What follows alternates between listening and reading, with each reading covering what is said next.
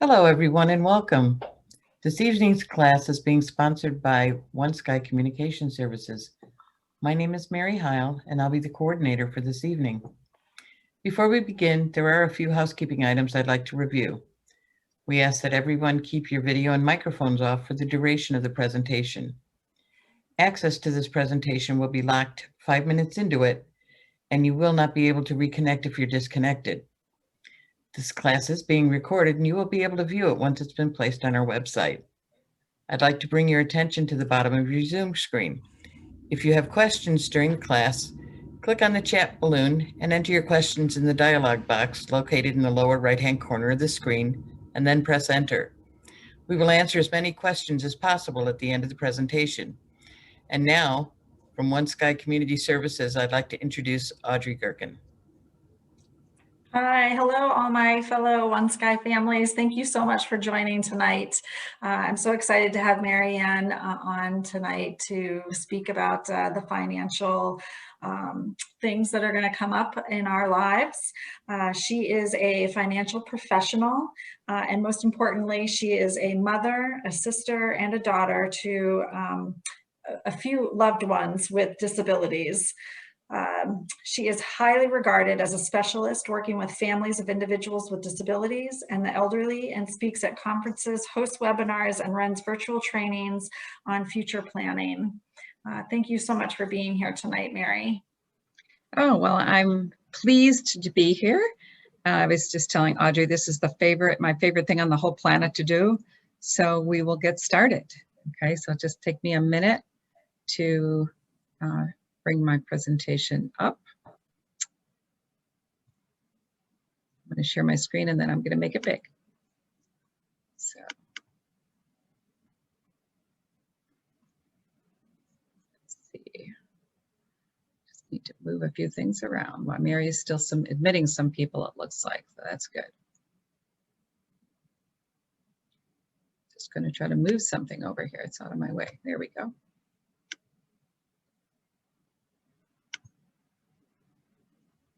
Okay, so we're going to get started, and we have a lot of information to share tonight. I think we have about an hour and 15 minutes. We will save time for questions at the end, but I am excited to be here with you, and we have a lot to cover. So write your questions down as we go through. So I'm going to just share, I got introduced as a mother, a sister, and a daughter. Reason I do this is because of my sister Marcia. So Marcia is 4 years younger than me. I have several siblings. There were 6 of us. Marcia and her twin were the youngest. And so when she was born, it was apparent that there were some disabilities, but it wasn't until she was 2 years old that she was diagnosed with cerebral palsy, which for her meant a developmental disability as well as a physical disability. And as we got older, it became more and more apparent as to what her needs were going to be. But I was informed when I was 6 years old, and my sister was 2 at the time when they got the diagnosis. My parents came home from the doctor, sat me down, and said, "This is your little sister who is going to need you for the rest of her life, probably. So you're going to be our big sister. Even when you're older, you'll always be helping us take care of her." And I thus thought that was the coolest thing on the planet. I loved responsibility as a young child. So that stayed with me, but you'll hear me talking throughout the presentation about my lessons I learned from her. When she was young, she needed me as her sister. When she was about 10, I was about 14, we were out one day, and at that time she wasn't in a wheelchair yet. We were walking through a store and she was holding onto the grocery cart. We were doing a little shopping for my mother, and someone came up and they were staring at her because she walked funny. And so I turned around and looked at them and said, "What are you staring at? Why are you staring at Marcia?" And they got embarrassed because they were caught and they went away. And Marcia turned to me and said, "You tell them, Mayor." And when she said that to me, I realized I was not only going to be her sister, but I was going to have to be her protector. So as the older I got, the more real it became. And as I got older and older and my parents got older, I also had more responsibilities. I can tell that story because sometimes parents say to me, well, who's going to step up? And there were 6 of us. So some will, some won't. And you will learn over time that someone will, usually, if it's a big family anyway. Sometimes you have one child or no other children, then you have to struggle through that. But it was really important to me that my sister have as normal as possible. She taught me that every time she would have a challenge, and it was a challenge that maybe some of us would also face in our lives. She rallied. She helped me get grit. She got grit, I call it, and learning how to deal with some of those tough times. But she always, even though the times were hard, she would always say to me that she was happy that she struggled through it. My sister she had a good gift of gab. As an adult, she was about age 8 developmentally, but the one thing she could always do is have a sense of those around her and tell us what she was thinking. So when she was 34, she was still living at home with my parents. And I was at my dad's house, at my mom and dad's house. It was a Sunday, and I heard the phone ring, and it was a residential facility calling my father to tell him that they had a funded opening, which today's world, that's magic words. And I heard my dad say, no, thank you. And I said, Dad, why are you saying no, thank you? Maybe this is good for Marcia. And he says, no, Mom and I aren't ready yet. I understand that now because I'm a mom of a son who has some disabilities, but I didn't quite understand it then. Why were they protecting her so much when in reality, it would probably be a good thing for her to have some of that independence? I get it. I get why they were struggling with it a lot actually. But I will tell you, I went to her and I said, Marcia, what do you want in the future? Because we all had moved out. And she said, I want to move out, as much as she could understand what that meant. But what would Mom and Dad do without me, right? So sometimes our children understand more about our fears than we know. And I share that because we want to be the protectors, right? And our children, though, do in many cases want independence. So my sister did go live residentially in a facility. She did great. It was she was in an ICF, intermediate care facility. It was a 16-bed house. And she had responsibilities that she never had before there. And so what happened over time is she struggled, and sometimes my parents struggled way more than she did most of the time, just allowing her to have her own life. My parents were very involved. They were there a lot, but she did a lot more than we ever thought she could do. And so my life revolved around Marcia and helping her have the best life she could have. At the age of 39, one night I got a call from my dad the night before. She'd had a seizure and she couldn't turn over and she suffocated in her sleep. It took me a long time to get over that. It took my parents even longer. I mean, to my parents, their job, they were fired from their job, basically, because that was their life. For me, it was, I'd already been doing this. I'd already been talking to families and educating. So to me, it was almost the end of what I thought I was doing with my life, until a wise mentor of mine said, well, what are you doing? Why aren't you using what you've learned from your sister? You talk about her all the time. So that's what I'm doing. We help one family at a time, and I just want to make sure that I watched my parents struggle through taking care of themselves. So in the end of their lives, my mom developed dementia. My dad was blind at the end of his years. And I watched them struggle. And I watched them worry while Marcia was alive about who was going to step up and worry about all the things they didn't know. And my parents were very active parents, and still they didn't know a lot about why things were done. So that's kind of how it got started for me, is I really started to understand that families needed to do more. And also, I've been doing this for 30 years, and I still see reasonably that when you have a child or a family member who has disabilities or some type of special need, that there's no reasonable explanation for why they would know what to do, right? I mean, it's hard enough for a typical family to know legal things that they should do and financial things that they do. And here we are as a parent trying to decide, just get to day by day, learn schools and know doctors. So out of that came my mission, is to make sure that your mission as a parent is the same as ours, is to make sure that your child has a safe and fulfilling life. That's it. That's what we're trying to do. So through that, we're going to try to teach and make sure that you can do all the things you need to do. I also know that life's complex, especially for us, those who have a child. I have a son with special needs.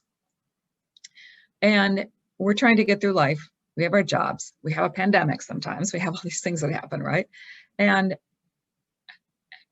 it's impossible to know everything, and it's impossible to fit everything into our lives. So out of that struggle that many, many families have, I've decided that at least people could do one thing at a time. So we have an 8-step process that we're going to talk about some of them. I won't be able to get through every single step, but we're going to talk about many of the things you need to do. And through that process, which we're going to go through, we're going to get started. There's lots of information I'm going to give you tonight. We have a website, protectedtomorrows.com, that a lot of this information will be replicated, and will also be, this presentation will be posted so that you could get on and have access to it that way as well. The other thing that we do at Protected Tomorrows here, besides teaching, is, and our goal is to educate and provide resources to you, is to sometimes help other charities incubate. So somebody has an idea and they want to get it started. And so we've done that with a few organizations. One was called Transform You, which was a workout program for people with special needs. But my fun one is called Tales for Life. So it is now spun off to be its own charity. And it's an organization that got started by a young lady who needed a service dog, and we did some fundraising.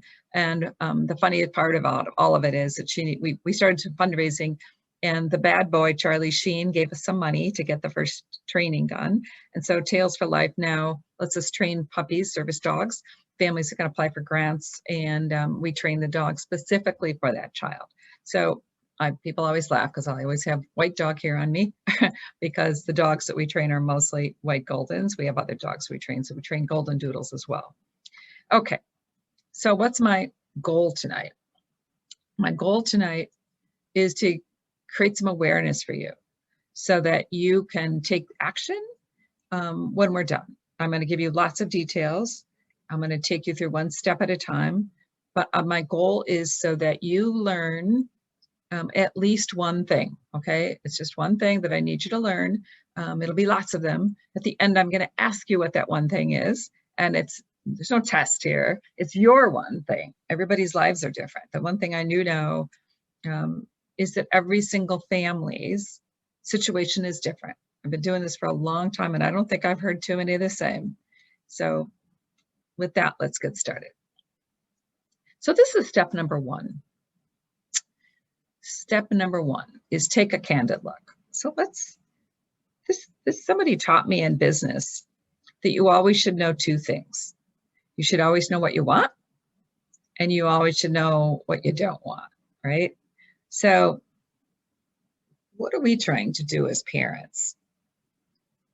I think the most important thing for you to do is, and if you're sitting there with a piece of paper, I would suggest that you even consider doing this as we talk.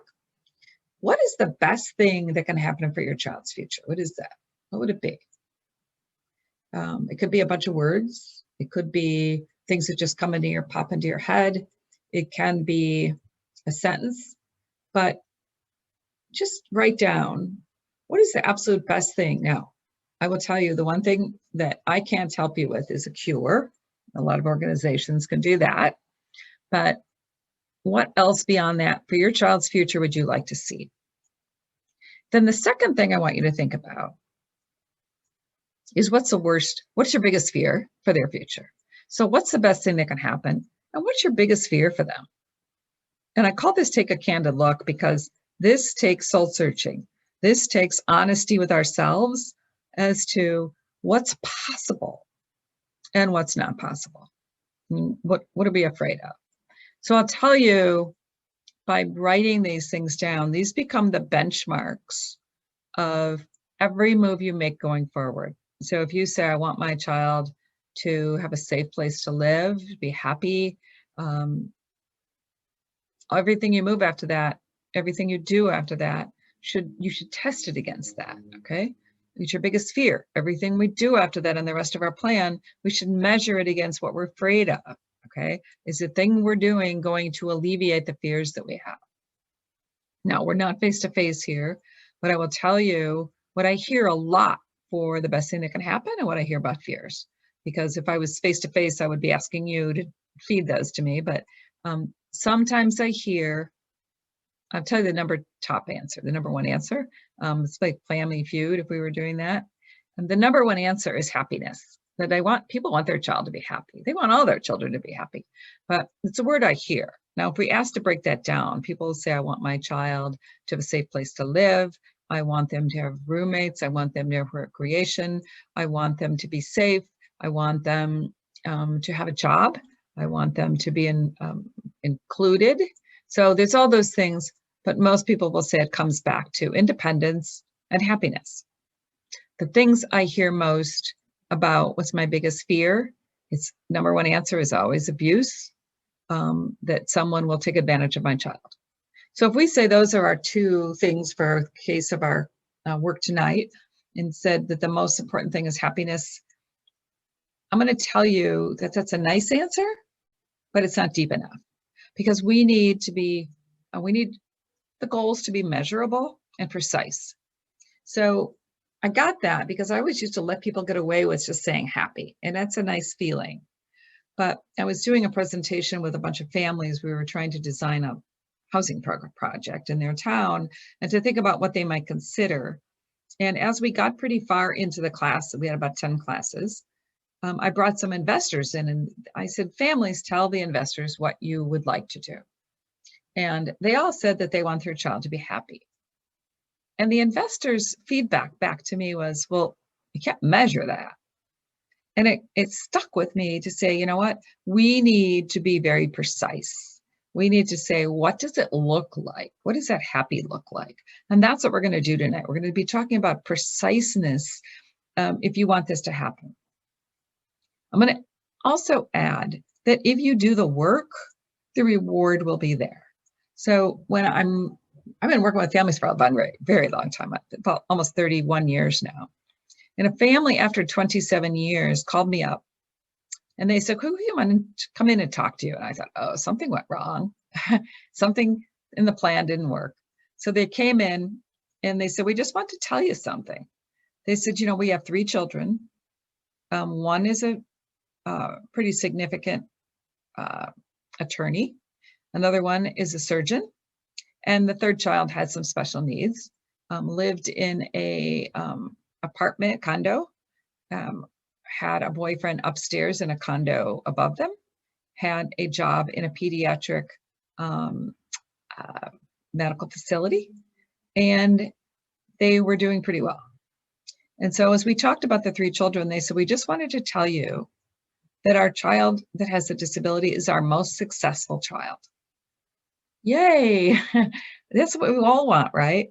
They felt that that child had achieved more than the doctor and the attorney based upon how much work she had to put in and they had to put in to get her there. And guess what? It's possible. Okay. I like to give you hope to know that if you put in the time and the work, and I know I'm asking a lot because we all have a lot on our plate, but if you take it one step at a time, success can happen. All right. So that's your homework. Okay. We have to write down the best thing that could happen and your biggest fear, because we're going to talk about those. Once we know that, then we start to think about what's it look like. Now we're going to get to the detail of creating the future map of what we want for our child. And what does that mean? Well, let me take a step back because the map includes several people. If we're going to get somewhere, your child's not going to get there by themselves.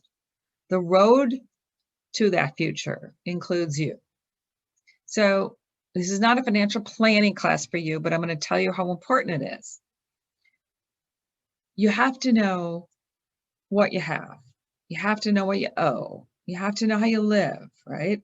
You have to know what you want, and you have to know how much you have. So if we're planning for your child, who is the most important person to take care of themselves? So if you get on an airplane and you're sitting with a child, if the oxygen mask comes down, whose do you put on first? Not your child's. Because if your child's okay and you're not, your child's not okay, right? So when we talk about your financial planning, it is the number one step that is important for you to do. You have to make sure that you're okay now. You have to make sure that you're okay through retirement. And you have to make sure that when you pass away, you leave something behind. Now, if you don't do your financial planning and you haven't saved enough, it's a problem. If you run out of money, it's a problem. If you need care yourself and you have to use up all your money, it's a problem, right? Okay. So taking care of yourself is number one. I'm not going to go through that. If you ever want to have a financial planning class just for you, we can do that. But tonight we're going to talk about what do you have to add on to your financial plan to make sure your child's okay. So there's 3 stages of our lives. There's now, while we're working, I'm going to assume we're working. The second stage is your retirement. And the third stage of your financial plan is when you're gone. So our financial plans, if we have a child with a disability or an adult or a sibling, our lives extend beyond us. Our need to plan is beyond us. Many times I'm working with a typical couple and I say, well, how much do you want to leave behind when you pass away? And they're like, it doesn't matter. We just want to have a good time. We don't get that right. We have to plan beyond us. So again, 3 stages: our working years, our retirement years, and the years beyond us. I always talk when I have a family with me with their child. I always say, when we're on the next planet, we need to provide for our child. So make sure that you're okay. Make sure you understand your money. Make sure you understand how much you're going to leave, how much is going to be left. And you do that through financial planning. How much will be left? You make sure that if I get sick, I have proper health insurance. That if I get become disabled myself, I understand I have disability, and I understand that if I need care when I get older, I have long-term care. So it's protection, it's savings, that I'm saving the right amount of money, that I understand how my money's invested, all of those things. Okay, so that's all I'm going to cover about you. Now we have to put your child into the plan. So the question people say is, how much money do I need to leave for my child or niece or nephew, whoever I'm helping with special needs? How much do I need to save? So when I first started this is the same screen I've used since then. Is I know that is a big stack of money. It's a lot, all right? And that's what I used to say when I started. It's millions sometimes that we have to leave behind, because it depends. Are we getting government money? We're going to talk about. Are we getting the waiver money? We hope. Is our child living independently, or are they living in a group home? All those things are going to play into it. But we know, just like if you said, I have a child who's 2 and I want him to send him to Harvard, I can tell you how much to save with a rate of return and inflation. I can help you with that. I can do that here now too. Okay, but it's work.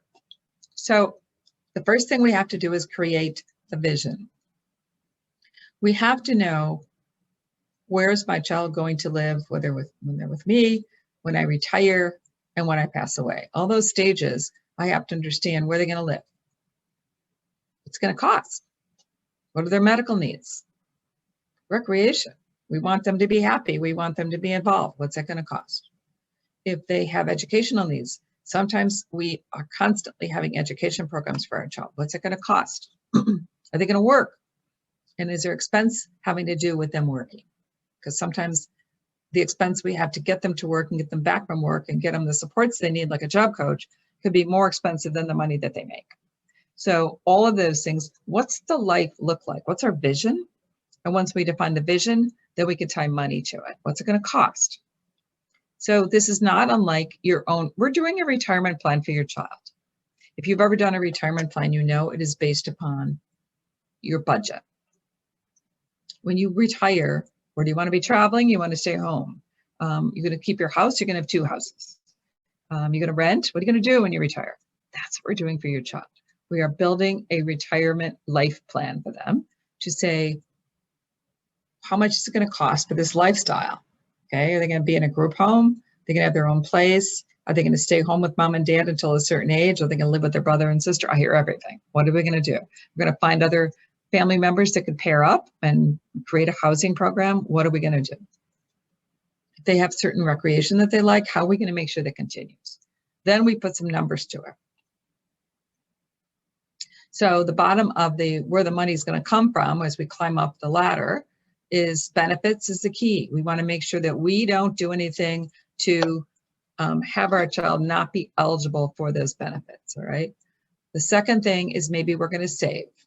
We save, maybe our child will save. What are all the different things we could do? What about insurance? What kind of insurance could we have in place that could help us? What about other family members? Could they do? What are grandma and grandpa going to do to help? Our child might work. All of those things are the income streams that are going to come in to help fund that. So this is what we do. So on the left side, you see all the different life stages. We break out life stages. Often we say first there's, if you said, how old is your child? Find the box on the left and check it, okay? So let's say you're working with it, your child is 17. You're gonna check box number 2 because they're in school, probably living at home, right? The stage after that that we typically work with is a transition stage where they're still in school, but they're in a transition program. The next stage is when they're an adult. We're still around. And then the last one is life without you. So no one here could have checked that last box yet because I said, where are you now? Okay, so let's say you check the second box. You have to check every box under it. So if you check the fourth box, you're going to check 2. If you check the second box, you're going to check 4. For the number of boxes you checked, that's how many cash flows you're going to need to do for your child. So you're going to say, what's the income coming in and what are the expenses going out? This is a very simplistic chart. When we really do it, we break it down. So we talk about living, we talk about rent, we talk about utilities, we talk about cell phones, we talk about insurances, we talk about the fun things they like to do. Everything that you would put in your cash flow goes in your child's cash flow.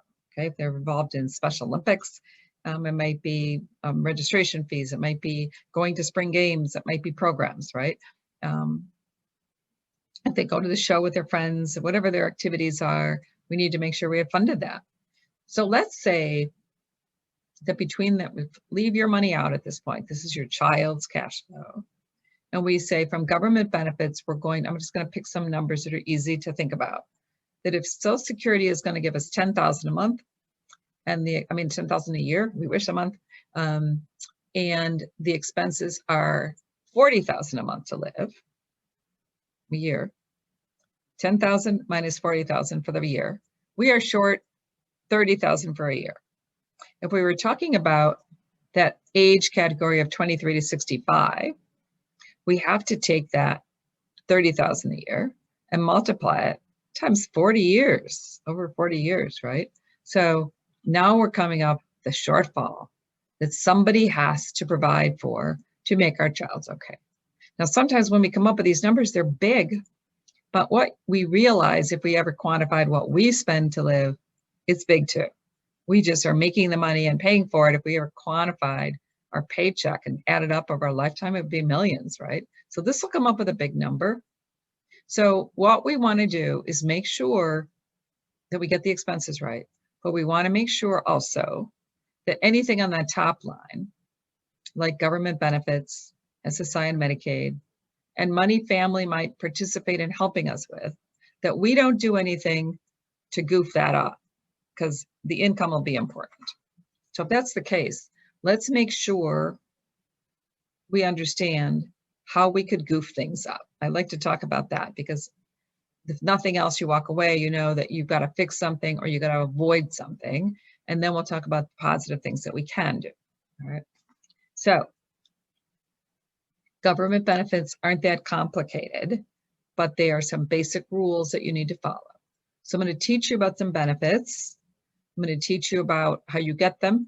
I'm going to teach you about how you keep them. And then I'm going to talk about how they change, right? They not only change for the rules today, but they're changed constantly. So you will hear me talk about that as a parent, if you're a parent, you are going to be your child's advocate for the rest of their life. You never give up that job. And then we may pass on to the other planet. Somebody else has to step in and be their advocate too. Now, some of our children might be higher functioning than others and maybe can advocate for themselves. I know I talk to broad audiences, so I want to make sure that we can teach our children to advocate for themselves as well, if possible. So what is this circle all about? So I'm going to talk about the different benefits. The first one is my benefits circle. So the top of the circle has 2 white quadrants. Those are going to be benefits I talk about that are entitlements, meaning we are entitled to get them because we bought them. The bottom of the circle are going to be benefits we get because we need them. We didn't buy them. We're not entitled to them. We just need them. The left side of the circle is going to be benefits that are real money. They're cash that we get. And the right side of the circle is going to be benefits and programs that we get because we either we're entitled to them or we get them because we need them. But they're all programs, not money. So let's start with the top left quadrant. I'm going to talk about disability benefits. SSDI is Social Security Disability Income. That's a benefit we get because we prove to the government that we have a disability. How do we prove it? Okay, so this is for people who've paid in. They have a paycheck and they've been taking FICA out of your paycheck, and we are entitled to it. And once you have your 20 current quarters, you become eligible for this disability benefit if you can prove you have become disabled. So how do you prove it? We have to prove that we have limited income because of our disability. We prove it with medical records. We prove it with all kinds of things. But if I became disabled, I would go to the Social Security's office and say, I'm disabled. I need that check I've been paying into all these years. I need my disability check. And they would look at my records and they would say, okay, you have enough quarters. And so therefore you are eligible. Now prove you're disabled with medical records. I would provide my doctor's records. And what are they looking for? They're looking to say, is the doctor's saying that I have a limitation that will stop me from making substantial gainful activity, SGA.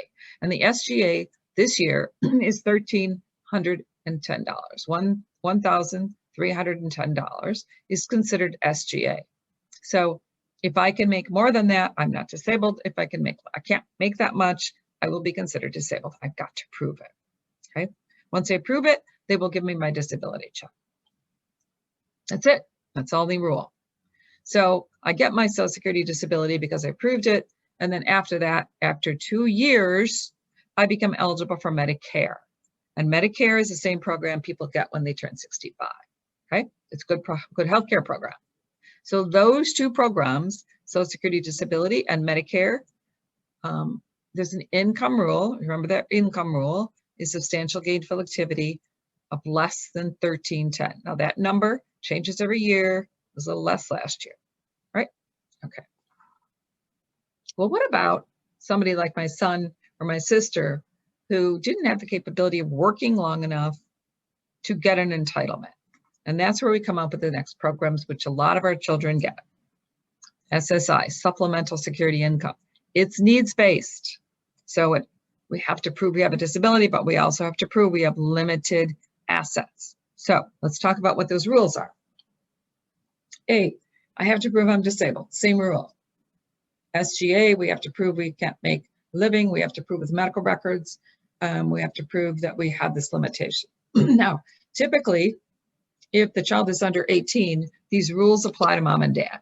So I'm not going to talk about that program because most parents have a job and have some income and have assets, and the child will be disqualified. However, once the child is 18, the rules change because they're a legal adult. Mom and dad's assets and income no longer apply.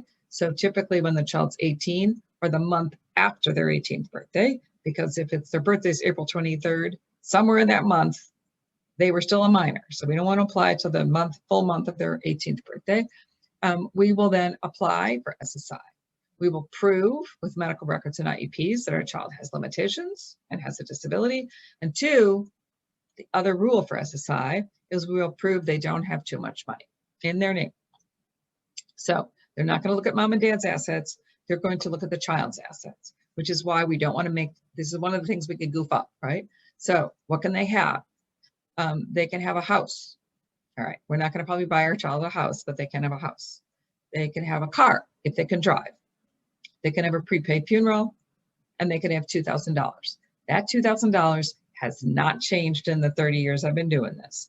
$2,000 is what they can have. And that includes checking accounts, savings accounts, savings bonds, oil rights, mineral rigs, all the things that possibly could be owned. The other thing that's sometimes confusing is life insurance. So mom and dad bought the child life insurance. If it's term insurance, it has no value. But if it's permanent insurance like whole life or universal life and has cash in it, if it's a child's insuring the child's life, even though mom and dad own it, when the child turns 18, maybe the child owns it. We have to look at everything, okay? Because they could construe that that belongs to the child and the cash value might be over 2,000. They're going to look at savings bonds that are in the drawer. Well, how would they know about those? They have a social security number on them. They're, you need to know if you have all those assets. So before you can apply, you need to make sure there's nothing in the child's name, okay? Right. Let's say we follow those rules. We apply to Social Security. We explain the disability. They say agree. They look at the assets and they say we agree. Your child should qualify. And then they ask a few more questions. They ask the questions about question like, where does your child live? Now, before we go further, the amount of SSI this year in 2021 is $794 a month is what your child will get. So is it worth jumping through these hoops? Sure. Okay. So let's say they decide that your child does have a disability and they don't have too much money in their name. And so, one more thing you can have that I forgot that's new, relatively new, is an ABLE account, which we're going to talk about another screen. So house, car, prepaid funeral, $2,000, and an ABLE account, okay? And they can have a lot more money in the ABLE account, but we will touch on that on another screen. I just want you to remember that you can also have that. It's new, a couple of years new. Still new enough to be confusing to many. All right, so we answered all those questions, and they call us and say, they want to know one more question. Where's your child? Where's your child live? They're 18. They probably live with you, mom and dad. And if you answer that question, they live with me, your child will not get $794 a month. They will get a third less. Why? Because if you're providing them a place to live as a legal adult, you are providing them in-kind income and they will reduce their benefit. So how do you answer that question? You say, my child's living in my home, in a separate household, and they're paying me room and board. That's the answer, okay? You can also share expenses and say they're doing cost sharing, but that gets a little more complicated every year because you have to maintain that a little more carefully. If you just come up with a flat number that they're gonna pay you for rent, you say they're paying me room and board, they will sign a piece of paper or you sign it with them that they are going to pay you $300 or $400 a month of room and board.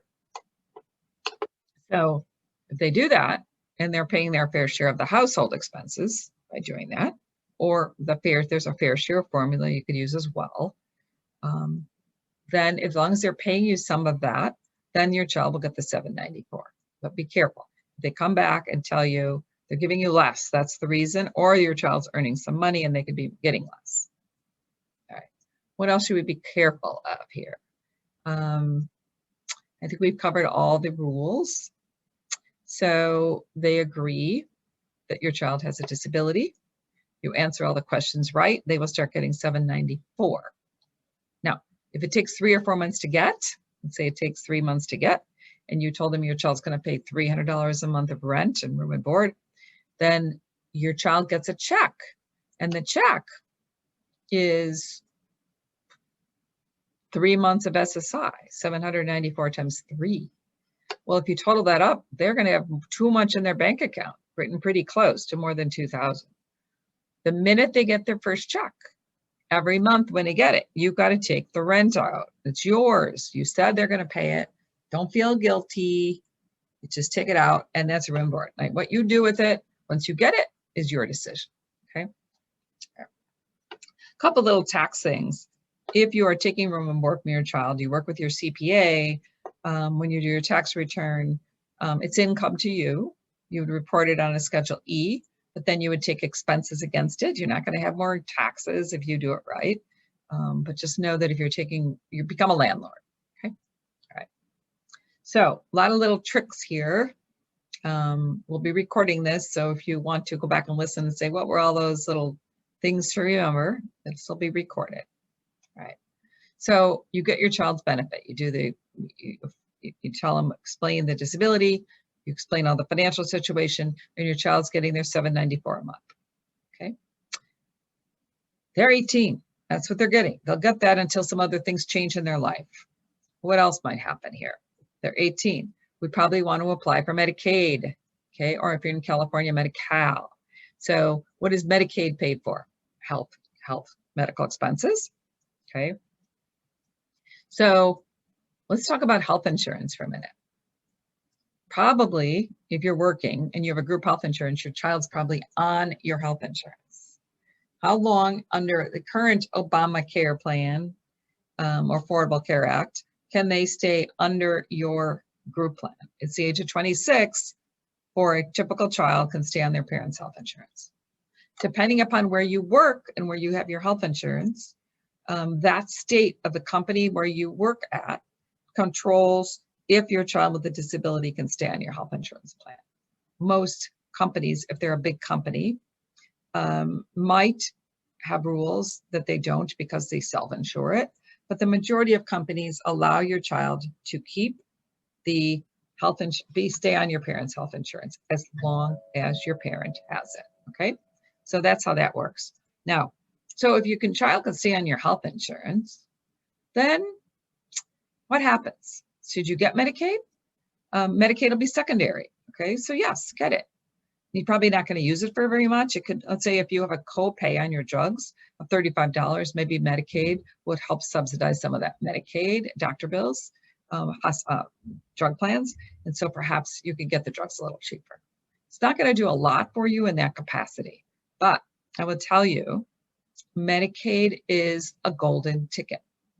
Without Medicaid, all those things on the screen on the right, like job coaches and residential and services that are happening later when your child comes out of school, those are funded by Medicaid, either state Medicaid or federal funds that are given to the state for Medicaid waiver programs. Without Medicaid, you can't get in the door.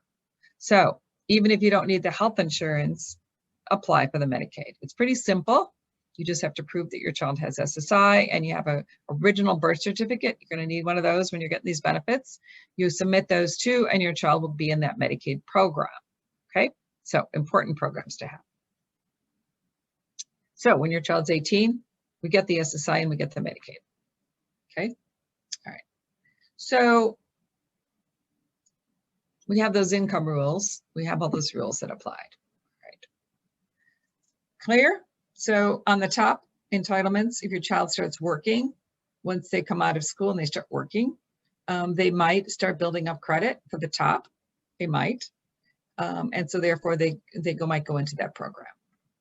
So let's go through how to look at a few more things. And some of this that we're going to go through now, we are going to go to in very detailed level. I'm just going to now give you a sense of it. But when we do another class in February, we're going to be talking about your retirement and how it impacts your child. So this statement I have right here is a parent's Social Security record. I just want you to know how to get it and read it. So this is what we get when this is entitlements, okay? So this entitlement, I'm gonna say it's dad's retirement record. And it says dad can get, when he's 67, he can get 1,804. When he's 70, he will get 2,288. And when he's 62, he would get 1,197. Those are the amounts that Social Security is saying dad has paid into to get, and he will have to decide which one he's going to take when he retires. There is a number that I want you to become familiar with. There's another number here that says if dad becomes disabled, he would get $1,643 a month. Those are important for your own financial planning, okay?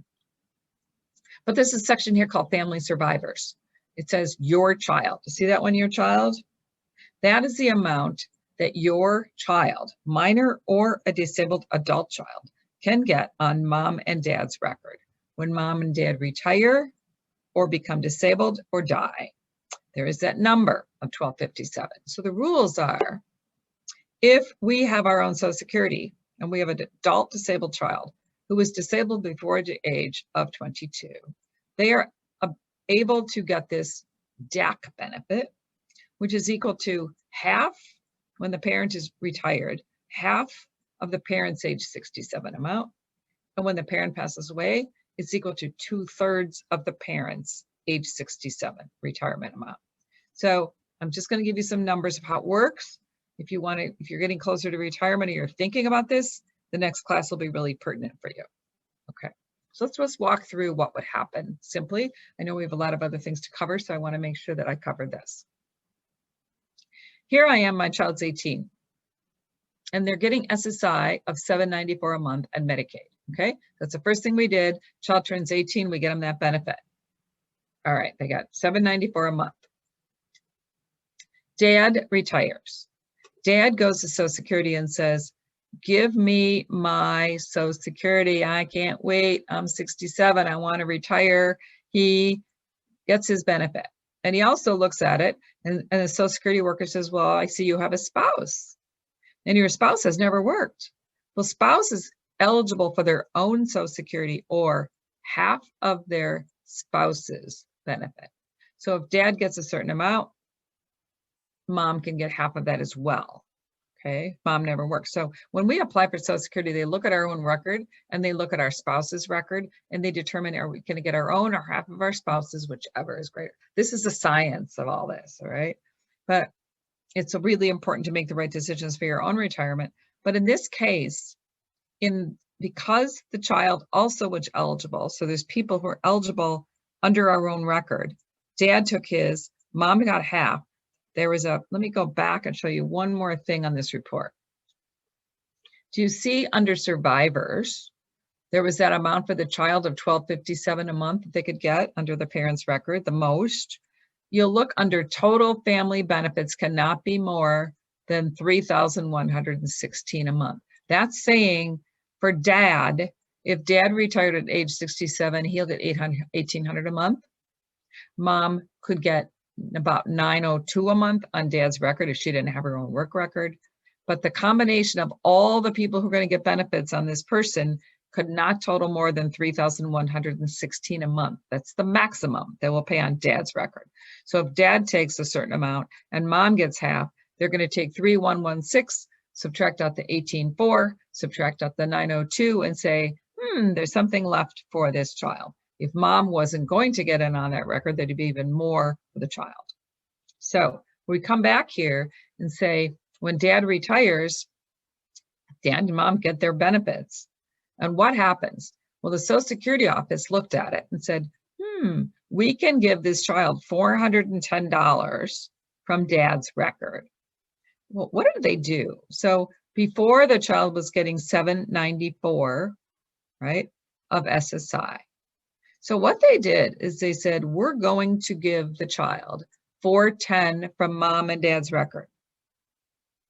And we're going to lower the SSI. So this is what I want you to learn. SSI is $794 max.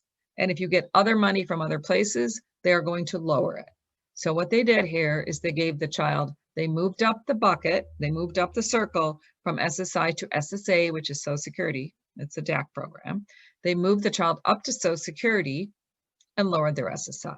So which is better, getting $794 or $410 and $384, which is $794, which is better, which is more? Okay, so I will tell you which is more. Two checks. Why? Because watch what happens when the child starts getting above the line benefit of Social Security. Watch what happens. They get Medicare too. So as we get older and our child's on our group health insurance and we retire, our child's health insurance might just go away. And we probably don't want them on Medicaid because that's good for drugs and it's good for hospitals, but it's not great for doctors. So understanding that 2 years after we retire and our child starts on our Social Security record, the DAC program, 2 years later, they're going to get Medicare, which is a great health program, Medicare and Medicaid. Between the two of them, they have pretty good coverage. So it becomes a really important thing as to when parents take their benefits in order to get the child's benefits improved. I'm not going to go through too much more detail of this, but it is critical that you take your Social Security at the right time. And if your child's on your health insurance plan, you can't wait till retirement to make that decision. Okay. Now, something else will happen. So what happens is when dad passes away, mom gets dad's. It's complicated, I know, but what I'm teaching was things always change. So mom gets dad's, but now the child can get their full amount because there's not paying mom and dad anymore. They're just paying mom. And so now there's $1,257 enough to get the child their full benefits. So the child gets enough. What happens to their SSI? It goes away because it's more than $794. So the child, so we're doing that, all that budget numbers, we're thinking about our child, the child will get a bigger number, and that helps with the expenses, right? So as dad's gone, mom's alive, dad's getting a bigger number. I mean, the child's getting a bigger number. When mom passes away, child keeps this. Now, if the child loses their SSI, do they lose their Medicaid? Because Medicaid is the big check of all of them. Okay, Medicaid is what allows our child to get Medicaid dollars for job coaching and residential and services. So if they're living residentially and they're getting services, it could be, I know people who are getting $50,000, $60,000, $70,000 paid on their behalf for services, support services. So pretty important to keep Medicaid. It does not go away. Okay, homework. Homework is to find out what your statement looks like. Okay, if you've never gone on, go to socialsecurity.gov and open your own Social Security account, mom and dad. So you both have these numbers as you're doing that planning in that step where we were saying how much is going to come in. We want to know this. This is homework. Okay. So what do you need to remember? Learn about your health insurance at work. Is your child going to be able to keep it? How long? Past age 26, how long can they keep it? 2, pull up your own Social Security record. It'll be important to what you project your child to get. And third, certainly, this will all change, okay? So we all know right now, we just finished up an election and we think there's going to be some changes. Tax changes, Medicare changes. I don't know what it's all going to look like. We're going to try to keep up with it. And as things change, we'll try to have more webinars to keep you, if this impacts you, but stay abreast of it. Okay, so how are you going to do that? We started off by saying, wow, it's going to cost a lot of money for your child to be okay. You're going to have to put something in your retirement budget. When you leave this earth, you're going to have to leave a pot of money for your child, but they can only have $2,000 and they're going to an enable account. How are we going to do that? Okay, so let's talk about legally what we should put in place. So the one thing we can't do is leave money directly to a person with a disability because that would be more than $2,000. So I'll tell you what my parents had done when I first started doing this. And this is how I really realized that if my parents didn't know it, not many people would know it because they were on top of stuff. So they had gone to an attorney. An attorney had them disinherit my sister and leave my sister's share of the inheritance to me. Now, I loved her. She's what made me who I am. She's the one who taught me what's important in life. Would I have held the money that my parents left? If, let's say, my parents left, $100,000 to each of us, and they left my sisters $100,000 to me, right? Whose money is it? It's mine. Could I go to Hawaii with it? Yeah. Can I take her with me? Yes. Okay. When parents leave money to us for somebody else, they're giving us a moral obligation. It's not legal that we're providing for them, it's moral. So even if I was moral and ethical and held that money for her, something could happen to me. I could leave it to my children. Are they going to have that same obligation to leave it for her and make sure she's taken care of? What if somebody sues me and I'm holding her money and they sue me and take it away? What if I was married and put it in joint tenancy thinking my husband's a good guy and, you know, he'll take care of her if something happens to me. And he's not such a good guy and we end up getting divorced and it's joint money. It could be at risk in the divorce. So holding money for a sibling is not the right answer. Okay. It's risky. Okay.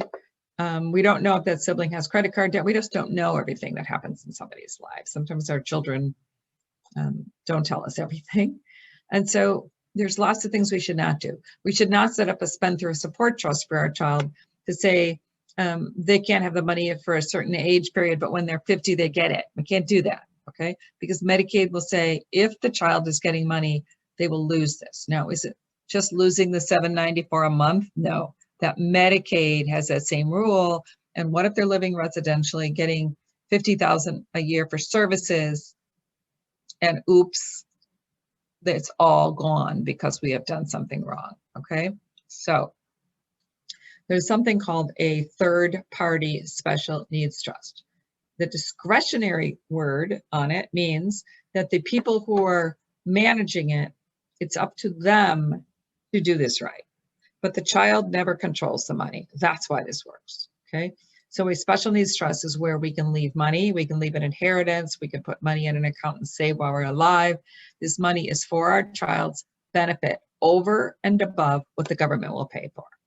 So the money in it is to be used for supplemental care. So if the government is paying for room and board, the rest of this money is for enjoyment. It's for extraordinary medical bills. It's for them to have fun. It's for them to be able to go on a vacation with their siblings. It's for all of the things that our child needs. It's for their cell phone. It's for all the stuff they need, okay? The government's not going to pay for everything. So this is how we can do it. Our child doesn't have to stay poor. They can have the $2,000 and an ABLE account, but now they can have a trust funded for them. And so we set it up. We name ourselves as trustees. But when we pass away, we say, who's going to watch the money? So we pick other people to watch the money. They're called trustees. And then when we pass away, the money gets in the account, they watch out for it.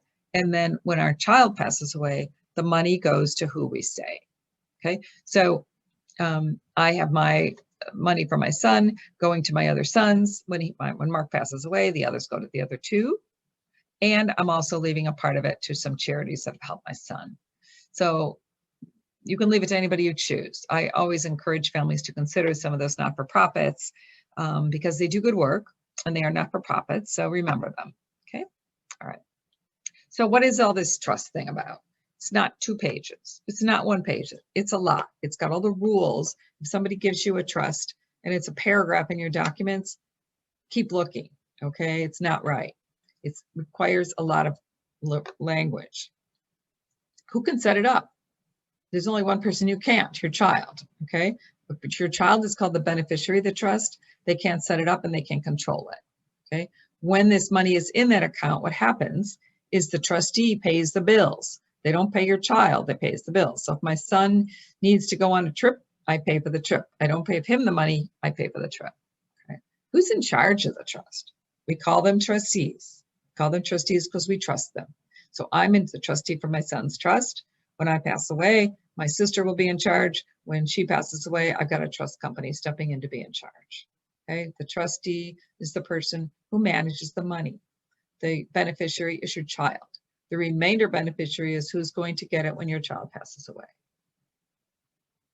It's for one individual with special needs. It's too hard for the trustee to know how to split it between 2 siblings who have special needs. I always say each have their own trust.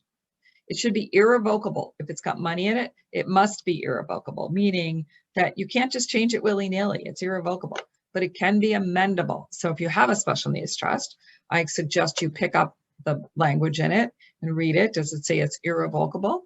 But important, because if it's irrevocable, it can't be changed. But you need language and it says it can be amended to stay compliant with the law. Important, very important language, because this is a trust that doesn't last till our child's 18 or 22 or 25. This is for their lifetime. If the law changes, we want the future trustees to be able to go see an attorney and fix it if it's necessary. Okay, when do you set this up? Now. Since there's no guarantee of how long we'll live, it is very important to do it. So if you don't have one, Put it on your list. It's something you need to do. Now, if the attorney says, we're going to put this inside your will, so that the will says, when I die, create a special needs trust for Mark. It's not what we want. Why? Because A, when I die, I don't know what the laws are going to be. I don't know if they're going to let us even do that at that point in time. So I don't want it to be part of my will and my trust. Okay. I also, I want to make sure that everything is done. I's are dotted, T's are crossed. Now, I'm around, my responsibility, I'm taking care of it. If the attorney says, oh, we're just going to put it inside your will, it'll be cheaper. I always ask this question. If you had a heart problem and you didn't have very good health insurance, and so it wasn't going to cover the surgery you need, but your next door neighbor was a doctor, and he said, don't worry about it. I can help.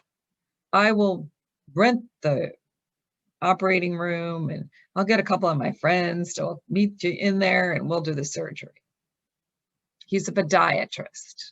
Okay, it's an exaggerated example. He's a doctor. Be careful. Okay, my word of caution on special needs attorneys are experts at this. They know what they're doing. They have a special expertise. If an attorney is just an estate planning attorney, they may or may not know it. If an attorney is a real estate attorney and they're the ones who help you close on your house, they're probably not the right attorney. You need an expert at this particular thing. Okay. So why do we want this to be a separate document, not inside of our will? We want it to be separate for two reasons. One, I want it grandfathered under the rules of 2021. They let me do it now. I want it always to know this document is valid and I want it to be grandfathered under the laws of today. Secondly, if my parents want to leave something or my siblings want to leave something to my son, they can't leave it if it's inside my will because the trust doesn't exist. What do they say? Okay, there's no trust yet. I'm not dead. They have to, they can't. So if they want to leave something, I want them to piggyback on the document I created. I need to create it as a living document.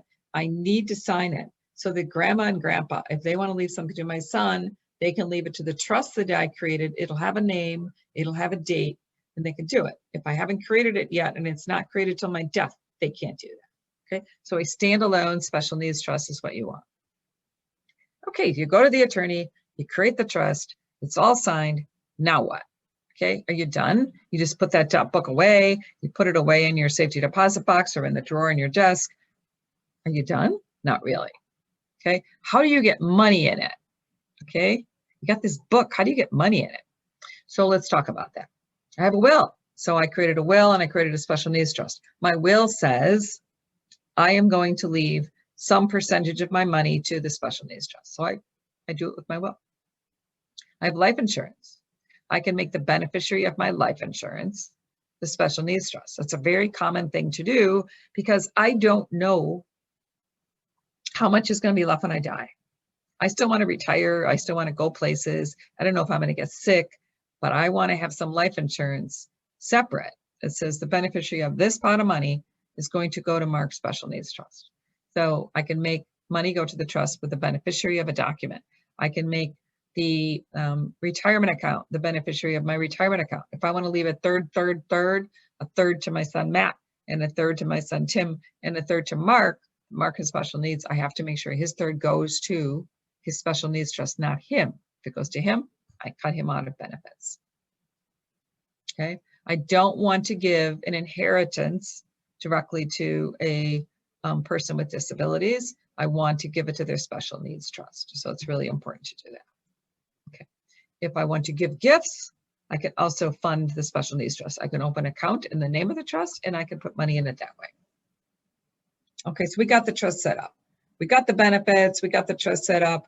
I want to make sure that I tell family members about this. I do not want grandma to undo everything I've done by leaving money to my son. So I can't tell you how many times I'll tell family, let's meet with the whole family. Let's meet with grandma and grandpa. Let's meet with your brothers and sisters and tell them what we did. And we don't. We say, oh, they're never going to leave anything for my child. And then, surprise, they do. I hear this often. I get the phone call, oops, My son is on disability and grandma just left my son $50,000. 50,000 is more than 2,000. What do I do? There is another kind of trust called a oops trust. I call it an oops trust. That's my name. Oops, we made a mistake somewhere. I just want you to remember there's an OBRA trust, or it's called a payback trust, or it's also called a first party trust, which means I can't undo it. If my son Mark inherits 50,000, I can't make it disappear. I can't make them rewrite the check another way. He's got it. He inherited it. He won it. However he got it. He got a lotto ticket. What do I do with that money? I need an attorney to create this other kind of trust. The money can go in that trust. It's spent just like a third-party trust, as if the money had come from somebody else. The difference is when my son passes away, the government can get reimbursement for Medicaid spent. So if I look at the two trusts next to each other, the trust on the left is the typical trust we all need, but you'll see that when the child passes away, the money is going to go to heirs. On the right side is this payback trust, and you will see after the child passes away, at the child's passing, the state gets reimbursed for Medicaid expenses, and then the rest goes to heirs. That's not our choice, but it's a solution. The other thing is, in the world of divorce, we also use that first party trust for that purpose. So I have a couple getting divorced. Mom is going to be the custodial parent. Dad is going to pay child support. Dad's paying child support sometimes for the lifetime of the child, not just till they're 18. Dad's paying child support up until the child's 18 to mom. But if it's paid to mom after 18, it's considered the child's money, and they could lose some of their government benefits. So we always make sure in divorce that we have a first party trust, and the child support is paid by court order during the divorce proceedings to be ordered to a payback trust. Okay, complicated. If you're in that situation, buzz me, send me an email, and we'll refresh you on that. So you need the right attorney. Okay, you can't use the generalist. There are some great attorneys. There used to be a handful 30 years ago. Now there's lots of them.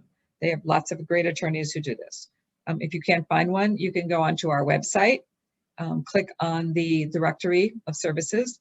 You can click on legal and special needs attorneys, and you will find it. All right. If you can't find one, you can always, give us a call and we'll help you find one in your area.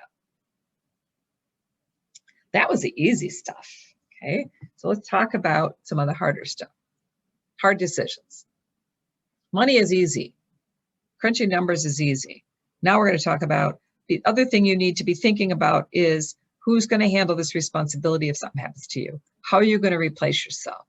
Who is going to take care of medical expenses and employment and housing? And somebody has to step into our shoes. This is where we stop in our tracks and think, how am I ever going to be able to find this person? You will. You will pick the best person for the job. You will put inside your will who's going to do that. Okay, I'm going to maybe outlast them. Maybe they're going to outlast me. I don't know. But if I give them this job, they don't have to do it. They can turn it down. So I put in my will, then I made my sister to be the future person who's going to be the caregiver. She can't do it at the time. She's not well. She doesn't have the energy. She doesn't want to take it on. Or she takes the job. If she takes the job, then she has to make sure in her will, she names the next person to do it. This is the hard part. If we are guardians for our child, when they turn 18, we become their guardians, then we have to name who's going to succeed us in that job. That's one. So in our will, we put that. But when our child turns 18, besides getting them benefits, we also have to talk to the attorney about one other step. So 18 is a magic age here, right? We've got benefits, but they're 18. Can they take care of all their decisions? So they high enough functioning to make their own financial and medical decisions, and therefore we do nothing, or we don't do nothing, because if they can really make those decisions, we want to have them sign powers of attorney, just like everybody should have, to designate someone to back them up if they can't make the decisions. We should not have them sign powers of attorney, however, if they don't understand what they're signing. Then we may have to go to court and become their guardians or conservators, depends upon what state you're in, And the guardian is a court proceeding. It's a court proceeding where we actually have to go to court, provide medical records, and we have to explain to the judge why this person needs a guardian. The judge will appoint the guardian, and the guardian's job is to report to the court once a year of how this person is doing. So you're taking the child's right away, and therefore the court has oversight to make sure you're doing the right thing. Okay, the issue is independence. It's hard to decide this unless it's very clear. So my sister, who was developmentally age 8 as an adult, was easy decision. She could not make medical or financial decisions. My son, his disability is OCD, mental illness, and he's blind. He can make his own decisions. He needs help, but he can make his own decisions. He's pretty independent in that capacity. He still has lots of issues and resource needs, but he doesn't need a guardian. So what's the right decision in each situation has to be looked at. All right. The other thing the attorney is going to ask is, how are you going to divide the money? So we know we have calculated how much our child needs. I have 3 children. Mark needs X amount. Mark needs 2 million. I don't have 2 million. Maybe I'm going to buy some insurance and fund it. Maybe I could, if I divide my assets, I could give Mark 500. Okay. If I had 2 million and I wanted to leave it all to him, do I leave the other 2 out? Do I give it all to Mark? Do I split it equally? What's the right answer? So our heart tells us we are supposed to treat all children equally, right? Our head tells us it's hard to do. So in this case, you have to think and say, what do I really need to provide for each child? Maybe the answer is leave it. My answer was leave it equally to the 3 children and have a life insurance policy to help Mark. I fund the Mark Special Needs Trust that way. Somebody else might say, I'm going to leave 50% to Mark and 25% to the other 2. No right answer here. We just do the best we can, but it's a consideration. So some of the tools you're going to need in your plan are what? The trusts and one other tool called the ABLE. I said I would touch on this. It's very complicated, but not really. So the ABLE account passed. There was some legislation that passed that allows us to have money in our child's name that actually they own, and it's used for specific cases. It's a modification to the 529 Act, which means the 529 is the college savings plan. So this is a 529A. It allows us to do a couple of things. It has tax-free savings component to it. The money in it that we put away into this account is for approved expenses. So it's supposed to be disability related. I will tell you the ABLE is very flexible. If it enhances your child's life, it's considered an approved expense. When we first came out, it was like, oh, what are the limitations going to be? But it's been very, very broad. To use an ABLE, the child must have been disabled, proclaimed disabled prior to the age of 26. That's one of the rules. The child can only have one account. So like 529s, you can have grandma set one up and you can set one up. This account, your child can only have one ABLE. The amount that can be put into it is a federal gifting amount, which is equal to $15,000. So we can put $15,000 in a year. The maximum amount that can be put into these accounts is based upon the state's 529 regulations. So I'm in the state of Illinois, the most you can put in is $450,000. Takes a long time to accumulate that much money, and you may or may not decide to do that. Why? If you have more than $100,000 in your child's ABLE account, SSI will be suspended, not quit on it, but it's suspended. So if your child has 100,000 in, their SSI stops. If they have 100,001, it stops. And if it has 99,000, it starts up.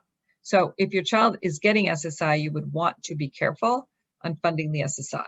Now, if you haven't got one open yet and you can only put 15,000 a year away, you got some time. The other thing about the ABLE account is that it has a payback at death, similar to that first party trust, that if you use it, if the child passes, when the child passes away, there's a payback to the state for Medicaid spent. But most states are coming back to say, not state Medicaid, but mostly waiver money gets paid back. So you got to kind of look at the state you're in. But the payback is a little different than the payback trust. So the payback trust goes back to all Medicaid funded. This ABLE account only goes back to the Medicaid used since the account was set up. It is still a great tool. We use it for things like when the child has too much in their name, they got $2,000 in their account and it's getting close to $2,000, we're going to move some to the ABLE. Stimulus checks. The stimulus check might put your child over the edge. You can move that stimulus check to the ABLE, okay? All right. The maximum amount, as I said, that can go in a year is $15,000. You can roll over 529 accounts. So you set up a college account for your child, but you can roll this over. It would count in the 15,000. There's a savers credit you can get on your taxes for funding this. And so it's part of the retirement savings tax credit. And the child, if they work, can fund even more. So anyone could put the 15 in total. So if grandma wants to put in 10, mom and dad can put in 5, but the total is 15. But the child can also put a little more than 12K in. It depends upon state. But they can also, if they have earnings, can put up to their earnings amount in it as well. So if the child made $12,000 and grandma and grandpa wanted to put 15 in, you could have 27,000 put in for that year. Okay. So we got tools. We got the special needs trust, we got government benefits, and we have an ABLE that helps us do our plan. I'm going to talk about one more thing that is very important, and then I'll stop for a minute for some questions. We went through a lot. We went through how benefits work. We went through all the legal things you need to do. We talked about special needs trusts, kinds of trusts. We talked about how are you going to fund the trust. There's lots of different ways to do that. And there's so many, and there's guardianship, all these things to consider. So let's say you've done everything perfectly. You've just been perfect at it. And something happens to you and you've named the person who's going to step into your shoes and you've funded the right amount of money and you have the little plan and figured out how much money should be. So something happens to you, the special needs trust comes into play, $1 million of life insurance goes into the trust, and now they go, your will said that someone else is going to step into your shoes. They get knocked on the door to say, we understand that you are going to be Mark's guardian. Here's an account with $1 million in it. And it's a special needs trust. You need to learn how to use that. And good luck. What do they know about what they're supposed to do? So I want you to take the time in this step to think back in time about people tell me sometimes, my other children know. I will tell you, I'm an other child. And I didn't know everything I needed to know. I didn't. And so when we think about it, we have to know, what did mom and dad want? What is it about this child's housing situation that needs to be set up in a certain way, both physically, financially, what has to get done? If the child's young and still in school, parents know what IEPs are. Friends know what parent-teacher meetings are. There's a difference. So we need to make sure that the IEP and what it's all about in special education is important to document. If your child's older and they have a job and they have a job coach, what's that job coach thing? Who knows what a job coach is? We do as parents, but do our friends or whoever's going to take up the job know what a job coach is? Do they know that there's certain accommodations the child has on the job? What about their medical history? So I know that I knew my sister's doctors. I knew her medicine.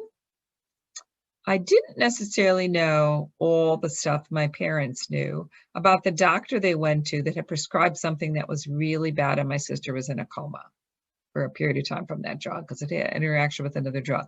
I should know about the drug and I should know about the doctor, right? So history, not just current, history of medical information. Fun, okay? What's their social life all about? So sometimes, well, what the siblings know? Not always. They don't know everything. It's important to document. We as parents spend a lot of time building our child's fun, keeping them safe, giving them giving them safety, but giving them respect and helping them be successful. And we do all these little things. I always say, helping them using the words that works for them, using techniques that we have helped them build. And those are all the little things that really matter. I'm going to tell you a fun story about my son. So my son is blind because he shot himself due to his disability, and he was depressed. And so when he came to live with me, his OCD says he's always needs to take a shower all the time. And it got so bad when I had gone home. I came home from work one day, and he'd been in a shower all day. So when he first came to live with me after his accident, my water bill used to be like $30 a month. After the first month, it was over $3,000. And so I had to learn a little thing about that change in my son's life. And I had to learn if I was going to financially survive and not have a huge water bill, because he took showers all day when I wasn't there. I had to find this little thing they put in the shower to shut it off after 10 minutes. If something happens to me and somebody has my son living with them, how important is that little shower thing? Pretty darn important, right? So it's the little things that make our child's life successful. And for those who are going to also provide for them, they don't know that. So those are important little things. We have a book on our system that you can document things that you need, all kinds of ways to store what you need to keep. If you want to use that, I don't care how you do it, write it down. If it's in a computer system, you create one. If you see some type of program that you can use, it is a great tool to do. But do it, please, please, please do it. I will tell you one quick story before we wrap up. So I thought I knew it. This is what got me doing this. I thought I knew it. And when my sister passed away, my parents were very, very, very, very sad. They lost their job. So I asked my mom to write about my sister, thinking that would really help her, and it would help me because I would learn more about how to help you. I wanted to learn about my sister's life, and I wanted to understand everything. So my mother didn't do it. She didn't do it. And then she developed dementia, and I became her caregiver. I was moving her into my home, and there was a set of dresser drawers with a lot of her stuff in it. So I thought I would take a few pieces of furniture into my home so she would be comfortable. And I took this dresser. When I got to my house, I realized it was full of letters, not just 10 or 20. There was over 1,000 letters. So my mother had written since my sister's death, and it chronicled my sister's life from birth to death. She just took the time every day. And she told me some very funny stories about her remembering my sister's relationship with me, which was very nice to have. And also things that, sad things, happy things. But she documented my sister's life, and I'm reading them going, I didn't know that. I didn't know that. I kept saying as I was reading these pages, and I thought, here I was connected to the hip with my sister, but I had the time of my own career and my own life, and I wasn't there every day. Parents, we are there every day. Now I document. Now I understand things. I have to document about my son's life. I tell clients, you need to do this. It's a really important step because you're giving a job to someone, and you're giving a coaching job. And who gives a coaching job to someone without the playbook? That's what you're giving. Okay. So create the playbook, create the instructions, and leave it and tell people where it's at. It's a really important thing to talk to the family, have a family meeting. We have those all the time with families and say, okay, let's sit down and talk about what's being done here. And there's going to be instructions, and you can see the relief in family members to know that you have planned. And it also helps your child be successful.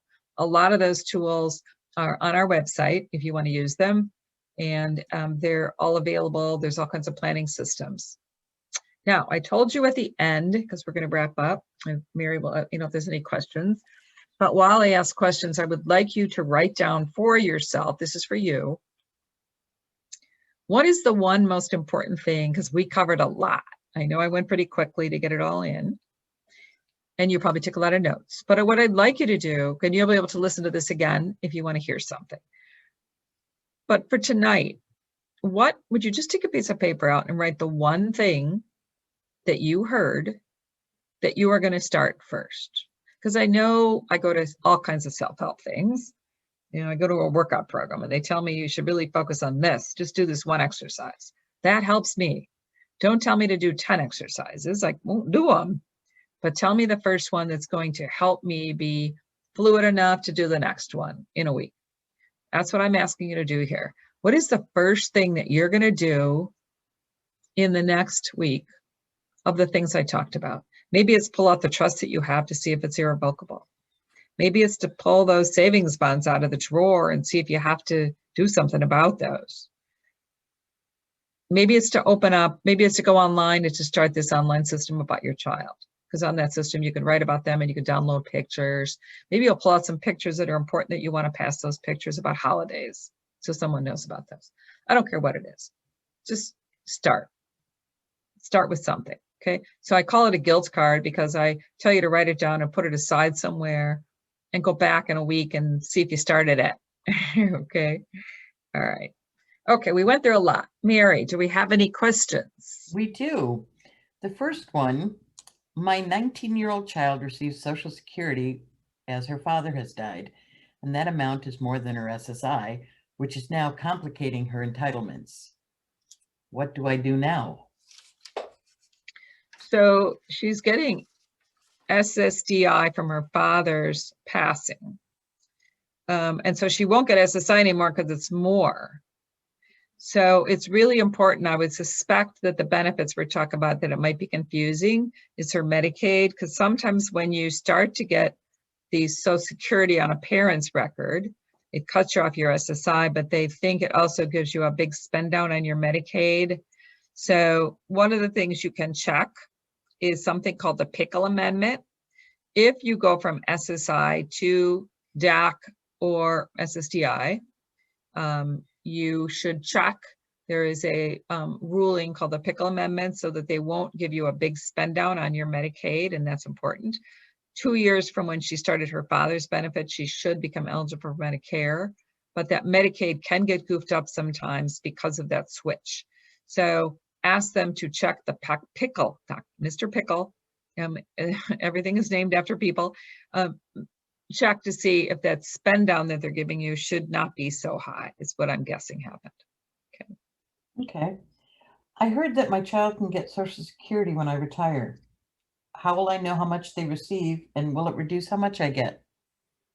Okay, good question. So remember we talked about your Social Security statement. So pull out your go to Social Security, pull up your own record, go to find out what your age 67 amount is. Your child will get half of that and 2/3 when you pass away. It does not impact yours. There's a family maximum. So we talked about that. Now, it's very complicated. We covered it at the very high level. So I'm going to tell you February 16th, this group is also doing something called Retiring for 3. I think it's at the same time, same channel.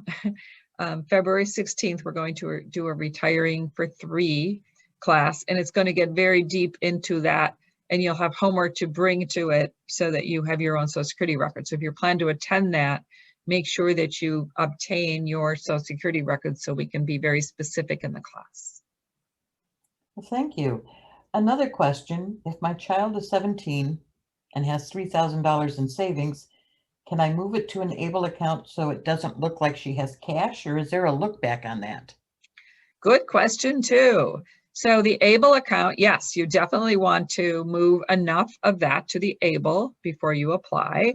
You can always move money from your child's account to the ABLE.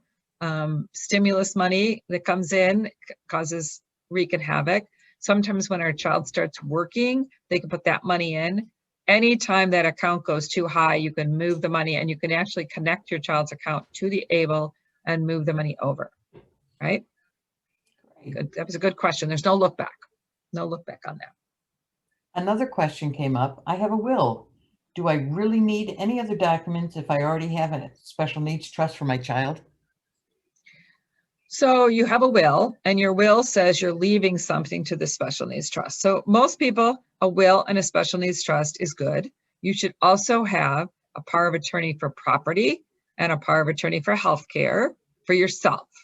So the will says it's going to go through probate. So if everything you have is going to have a beneficiary on it, no, there's not going to be a probate process. But if you have a lot of assets and you don't want a long probate process, you might consider a trust for yourself. That's individualized advice. So you need to sit down with an attorney and say, if I don't want probate, is a beneficiary on everything, or do I really have assets that would be in my own name that don't have beneficiaries on them that might go through probate, and then a trust for yourself might be appropriate.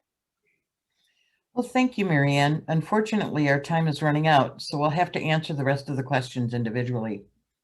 We'd like to thank everyone for sharing this time with us and for attending this evening's class. It has been recorded for future reference and will be posted not only on our website, but on OneSky's as well. We will be sending a link to you via email once the video is uploaded. Thank you again for your participation. As always, if you have any questions or would like more information, please feel free to contact us at any time. We hope you have a wonderful evening. Everybody have a safe and healthy 2021. Good night. Good night.